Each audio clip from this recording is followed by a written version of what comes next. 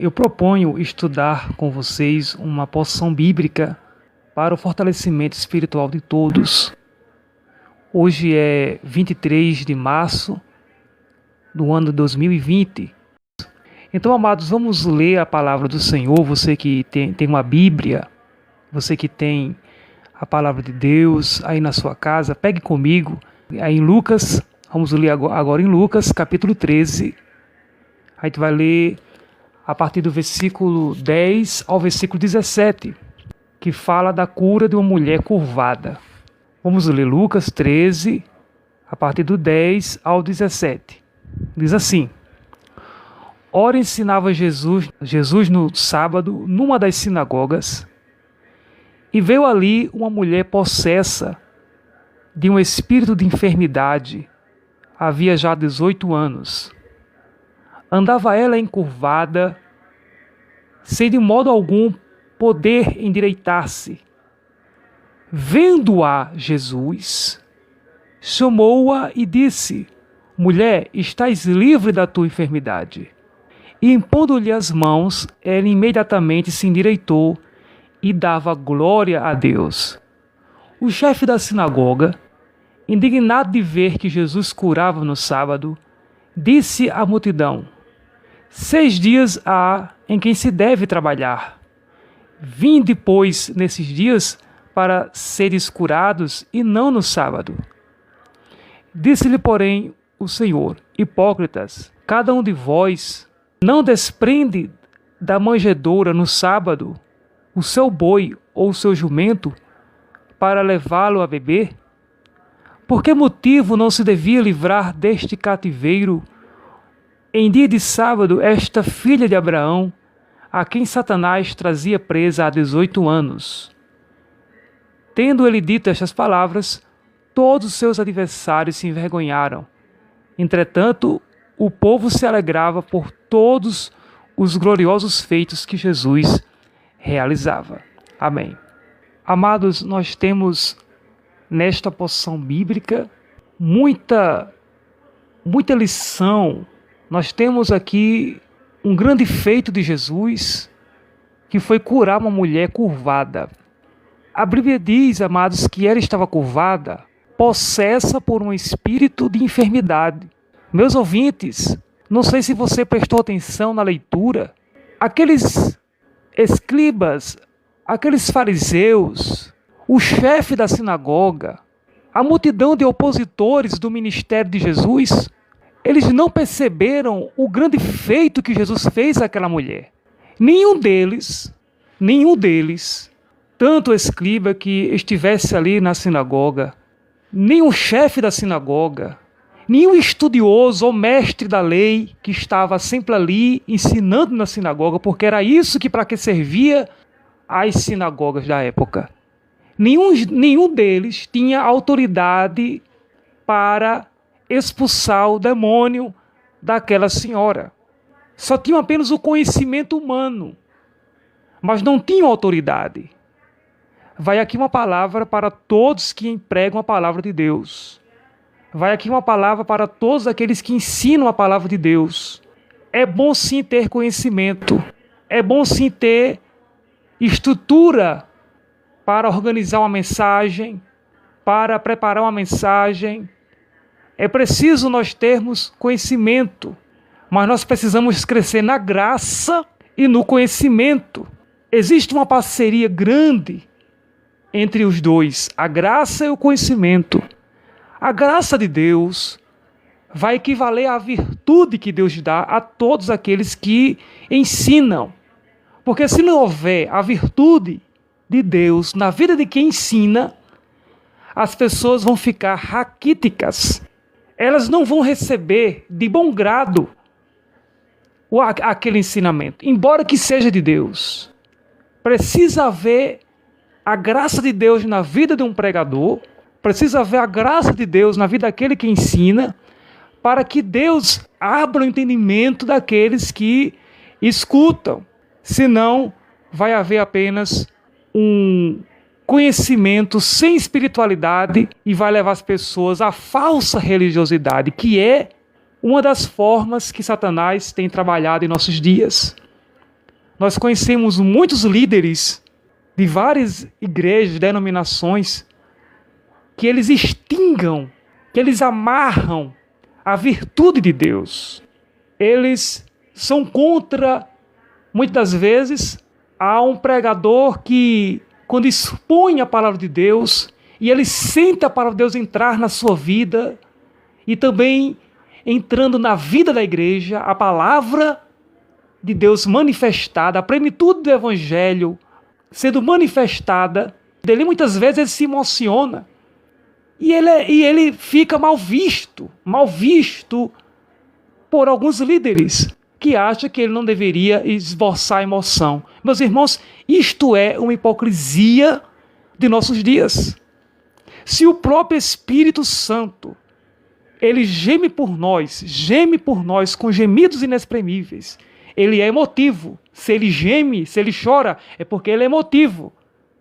Se ele geme por nós com gemidos inexprimíveis, intercede a Deus por nós em nossas súplicas, por que não nós, cheio do Espírito Santo, ou pregador cheio da graça de Deus, do conhecimento e também da virtude de Deus, ele não pode se emocionar e não pode chorar?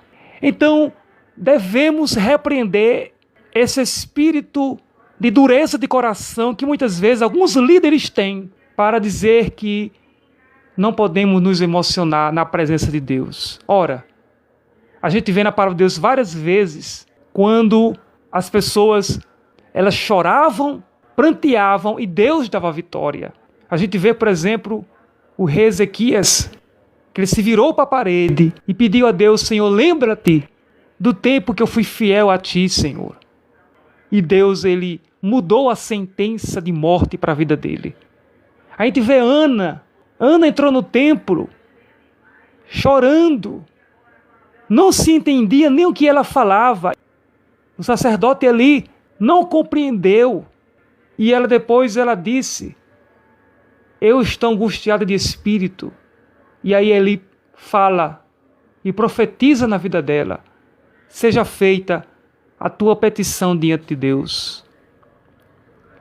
Então, meus irmãos, muitas vezes Deus ele trabalha em nossa vida quando a gente se humilha na presença do Senhor. Não pode haver um culto mecânico para Deus, porque Deus não vai receber um culto mecânico. Aquilo que já está na liturgia, aquilo que já está planejado. Muitas das vezes, isso atrapalha o agir de Deus na vida da igreja. A igreja ela está no Espírito e ela é dirigida pelo Espírito. O pregador deve ter o conhecimento bíblico, deve expor aquilo que ele aprendeu, mas não pode deixar de ter a virtude de Deus. É o que leva muitas pessoas que não têm a virtude de Deus a ficar muitas das vezes enganada por Satanás, a ficar com o coração rancoroso, a ficar com o coração duro, a ficar com o coração de pedra e muitas das vezes ignorar aqueles a qual Deus está fazendo a obra grandiosa. Então, aquela mulher, como nós lemos aqui no Evangelho em Lucas capítulo 13, ela estava possessa por um espírito de enfermidade, mas o conhecimento intelectual daqueles homens ensinadores da lei não foi o suficiente. O que foi o suficiente para a vida dela foi Jesus Cristo. Foi Jesus. Jesus viu ela, percebeu o problema dela. Coisa que aqueles homens não percebiam ou então faziam vista grossa, não é? Jesus viu aquela mulher e disse apenas uma palavra: mulher, estás livre da tua enfermidade. Jesus impôs as mãos sobre ela e ajudou ela se endireitar. Ela, na mesma hora, teve a coluna ajeitada, corrigida. Eu estou dizendo que aquela mulher estava com a coluna encurvada. Eu estou dizendo coluna encurvada. Mas podia ser todo o corpo dela encurvado. O que aquela mulher pode exemplificar para nós é que tem muitas pessoas encurvadas espiritualmente. Há muitas pessoas encurvadas espiritualmente pelo espírito de enfermidade. Há muitas pessoas que podem estar mortas espiritualmente falando, oprimidas pelas forças das trevas, que é isso que Satanás faz, e ela só encontra na sua frente oposição. Foi isso que aquela mulher encontrou. Encontrou na sua frente oposição. E até o chefe da sinagoga disse: vocês têm 6 dias vocês têm para ser curado. E vocês procuram logo o sábado, que é dia de descanso, para ser curado. E então Jesus fala: vocês são hipócritas. Qual de vocês não leva um boi para beber água? Qual de vocês não faz aquilo que é necessário no dia de sábado, embora que seja um dia de descanso? E eu não livraria essa mulher da prisão que Satanás colocou na vida dela. Ela está 18 anos presa, cativa. Coisas que vocês não fizeram. Mas nesse dia, ela foi livre das cadeias de Satanás. E a Bíblia, amados, nos diz que Jesus deixou aqueles homens envergonhados. Deixou aqueles homens, aqueles adversários, opositores do ministério de Jesus, envergonhados. O povo continuava dando glórias a Deus por tudo que Jesus realizava. Eis aqui, amados, o problema de muitas pessoas que estão encurvadas pelas forças das trevas com a falsa religiosidade. Ela aparentemente está perfeitinho. Ele está aparentemente perfeitinho. Mas ele está encurvado com as forças de Satanás. A Bíblia nos fala da falsa adoração. A Bíblia também nos fala da falsa religião que aqueles homens queriam fazer naquela época de Jesus. A gente lê, por exemplo, lá em Isaías 1, versículo 14, que as solenidades ou os cultos, as festas que eles faziam, Deus dizendo em Isaías 1, versículo 14, a minha alma as odeia. Essas festividades que vocês estão fazendo, a minha alma odeia. É um peso para mim. Está se tornando pesado para mim. Eu não estou aguentando mais tanta hipocrisia. Eu estou cansado de sofrer. Meus irmãos, é uma linguagem de Deus. Deus dizendo que estava cansado de sofrer. Porque aquelas festas não estavam agradando a Deus. Aquele povo não estava glorificando a Deus. É como hoje, né? As pessoas querem adorar a Deus, não na questão de adorar a Deus, mas na questão de lazer. Ou porque acha bom prestar a Deus um louvor, porque acha bom, acha bonitos os louvores. Porque são louvores que ajudam a nossa espiritualidade, mas elas no seu ser, não estão glorificando a Deus. E principalmente as vidas que elas levam. Aí Deus dizendo mais através do profeta Isaías: quando vocês estendem as mãos, eu escondo meus olhos. E ainda que vocês multipliquem, façam várias orações, eu não as ouvirei, porque as vossas mãos estão cheias de sangue. Meus irmãos, Deus dizendo que a mão daquele povo estava cheia de sangue, era coisa muito séria. É algo muito sério. Porque muitas vezes a gente acha que matar uma pessoa é quando você pega uma arma branca e atira e mata, ou pega uma arma e mata. Mas é também na questão espiritual. Mas também se mata de língua. É como aconteceu com José, né? José estava lá na casa de Potifar e a mulher de Potifar atacou José e José saiu fugindo. E depois ele ficou na prisão por muitos anos. Mas Deus tinha um plano na vida de José. Então você mata uma pessoa não é somente com uma arma, mas você mata também com a sua boca. Quando às vezes você não sabe perdoar, quando às vezes você não sabe entender a situação que o seu próximo se encontra, e você muitas vezes calunia, levanta calúnias, levanta mentiras. Às vezes há uma mentira contada várias vezes, ela acaba se tornando para alguns uma verdade. Mas louvado seja o nome do Senhor, que um dia a palavra de Deus diz que toda palavra ociosa vai ser julgada e vai ser revelada. E ai daquele que falar a palavra ociosa, a palavra precipitada, Deus ele vai trazer à tona e vai julgar. Aquela mulher a mulher que nós lemos no texto, em Lucas capítulo 13, estava inclinada. Mas não estava inclinada para Deus, não. Então não se engane com aqueles que estão inclinados, que estão prostrados diante de Deus, na igreja ou na sinagoga, em qualquer lugar. Aquela mulher estava na sinagoga, né? Era o seu tempo.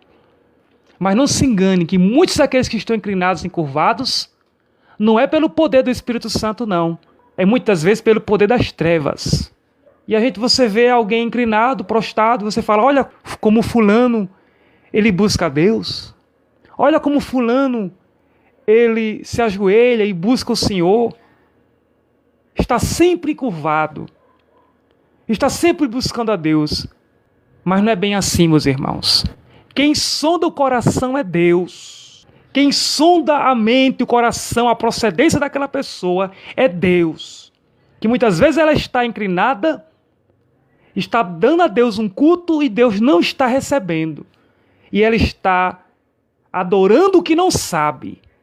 Como Jesus disse para uma mulher samaritana. Adorando a quem não sabe.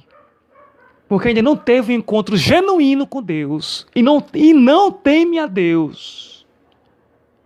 Porque quem teme a Deus, ele guarda a sua boca, ele guarda a sua vida e ele preserva. E aquela mulher estava escravizada. E muito hoje, pelo sistema religioso, estão escravizados. E Deus, ele vem nesses dias falando conosco. Deus permitiu aparecer esse novo vírus que até o momento não tem vacina, até determinada data não tem vacina para que o povo buscasse a Deus nas suas casas e voltasse às Escrituras. Que Deus possa falar com você mais vezes, que Deus possa ter um encontro com você mais vezes e fale contigo. Busque a palavra de Deus. Busque o evangelho genuíno do Senhor Jesus Cristo e que Deus os abençoe. Em nome de Jesus. Amém.